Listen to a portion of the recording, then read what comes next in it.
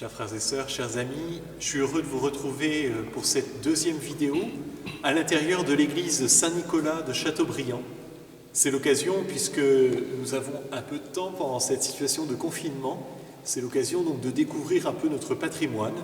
Et aujourd'hui, je voudrais m'intéresser à un autre monument majeur qui se trouve à l'intérieur de cette église. Alors cette église Saint-Nicolas de Châteaubriand, vous le savez peut-être, c'est la deuxième. La première église a été détruite au XIXe parce qu'elle était fatiguée, en mauvais état, et parce qu'elle était trop petite pour contenir la paroisse. Ainsi donc, on a construit une nouvelle église dans le style qui était à la mode en cette fin du XIXe siècle, le style néo-gothique. Et dans l'abside de cette église, il y a donc, vous le voyez derrière moi, le maître-autel. Un petit mot déjà sur l'autel. Parce que c'est un mot qu'on emploie souvent, mais peut-être que vous ne vous êtes jamais posé la question de savoir, mais finalement, qu'est-ce que c'est qu'un autel? Le mot autel, ça vient de altare en latin, qui signifie le lieu haut, la montagne. Vous le savez peut-être, dans la Bible, la montagne, c'est ce lieu très particulier où la terre touche le ciel. C'est ce lieu où Dieu rencontre l'homme, sa créature. Toutes les grandes théophanies, les manifestations de Dieu ont lieu sur une montagne. Et parmi les événements majeurs de l'histoire biblique sur la montagne, il y a bien sûr le sacrifice d'Isaac par son père Abraham.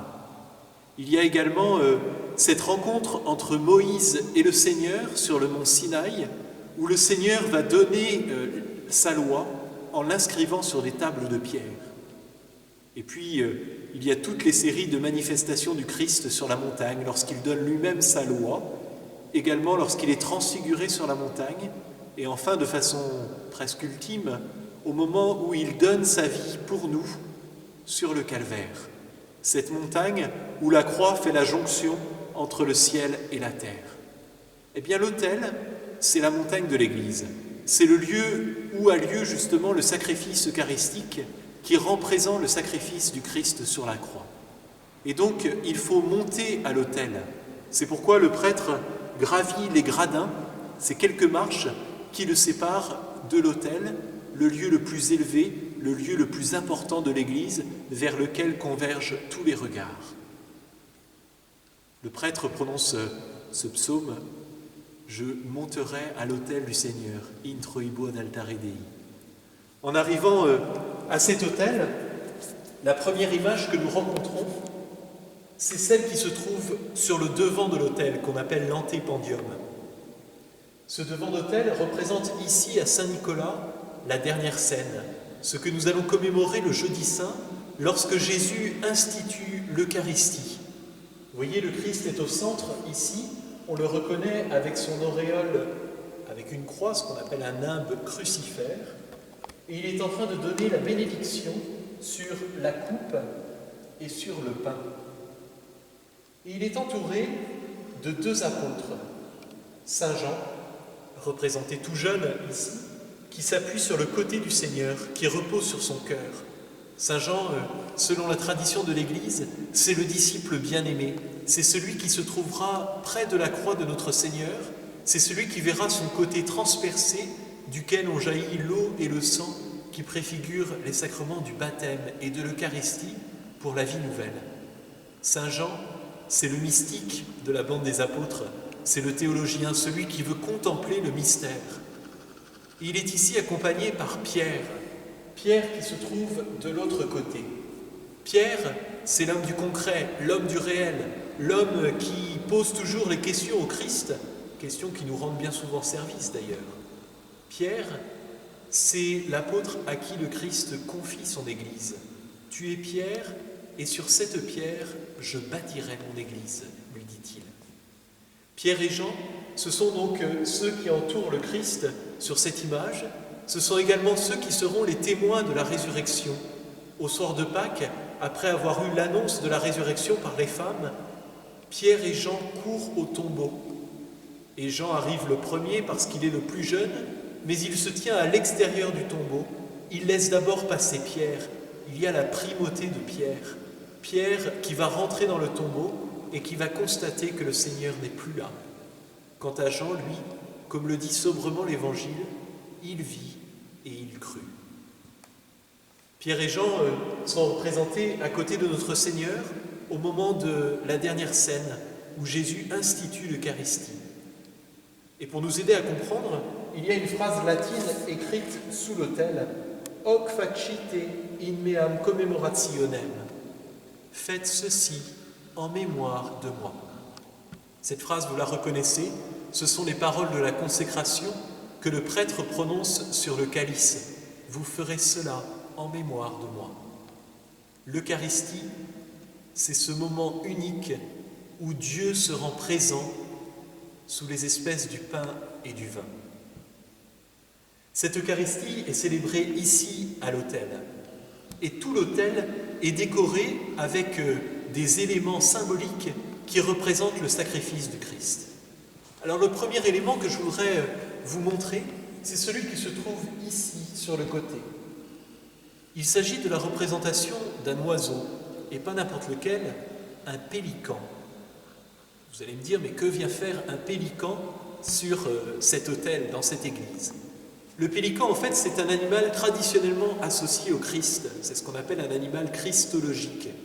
Pourquoi ? Parce que dans l'Antiquité, on pensait que lorsqu'il y avait pénurie, le pélican se sacrifiait lui-même et se donnait lui-même à manger à ses petits. Et c'est ce qui est représenté ici, sur cette image. Vous voyez le pélican qui est en train d'ouvrir son flanc avec son bec et qui se donne en nourriture à ses petits qui sont serrés contre son sein. C'est la figure du Christ qui répand sa vie, qui verse son sang pour que nous ayons la vie éternelle. Première image eucharistique, donc, ce pélican qu'on retrouve dans la tradition eucharistique, dans cette très belle hymne grégorienne que nous chantons le jour de la fête Dieu, « Adoro te dévote ».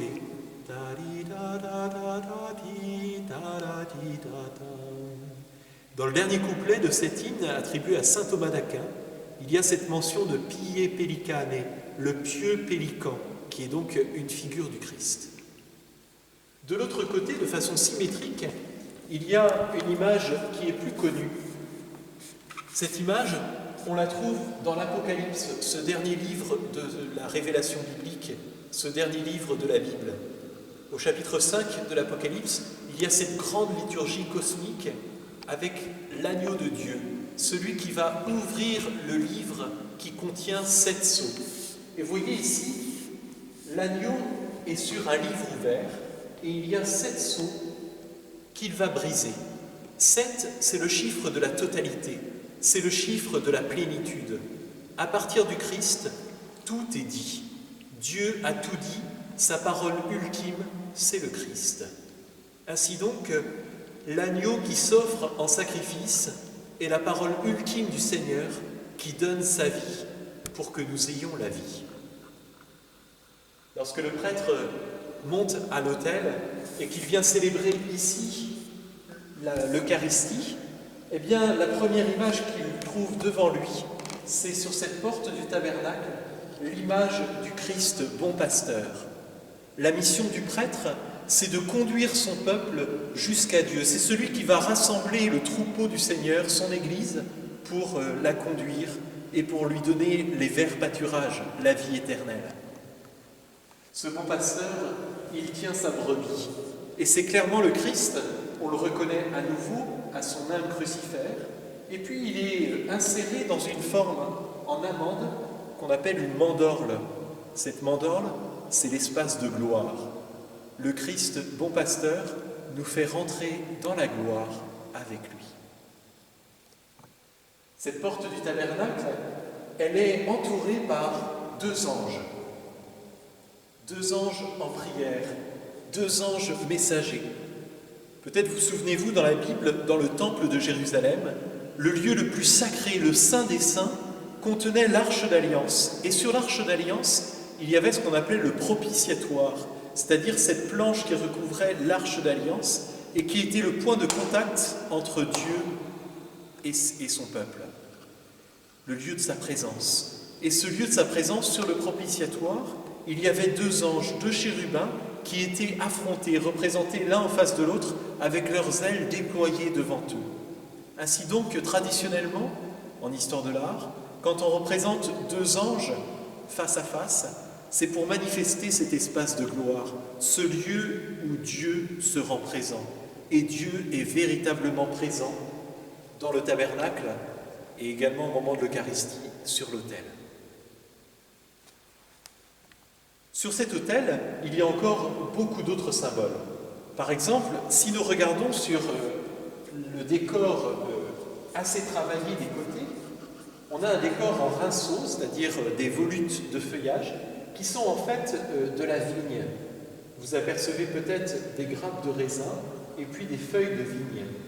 Ça, c'est une référence à l'évangile de Jean, Jean 15. « Je suis le cep et vous êtes les sarments. Si vous ne demeurez pas sur la vigne, vous ne porterez pas de fruits. » Cette vigne du Seigneur, elle est grappillée, comme vous le voyez, par des oiseaux. Et puis, au centre, il y a ce curieux élément.